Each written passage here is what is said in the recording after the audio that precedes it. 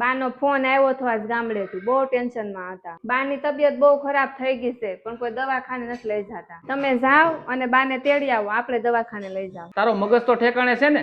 જેને મિલકતમાં ભાગ લીધો ને એ લઈ જાય દવાખાને, જેને ઘરેણામાં ભાગ લીધો ને એ સેવા કરશે એની. અરે જયારે ઘરેણાના ભાગ પાડ્યા ને ત્યારે તને કઈ વીટી આપી ભાગમાં કઈ? હે, અત્યારે બીમાર પડ્યા એટલે ફોન કરે છે. અને આમે તે બાએ આજ સુધી મને આપ્યું શું છે? એ બાએ તમને જન્મ દીધો છે અને તમને મોટા કર્યા, તમને ભણાવવા ગણાવ્યા, તમારા લગ્ન કર્યા. રહી વાત જમીનના ભાગની અને ઘરેણાની, તો મારે એકે ઘરેણાય નથી જોતા કે જમીનના ભાગે નથી જોતો. મારે ખાલી બાના આશીર્વાદ જોતા છે, કારણ કે જે ઘરમાં મા બાપ હોય ને એ ઘર સ્વર્ગ બની જાય.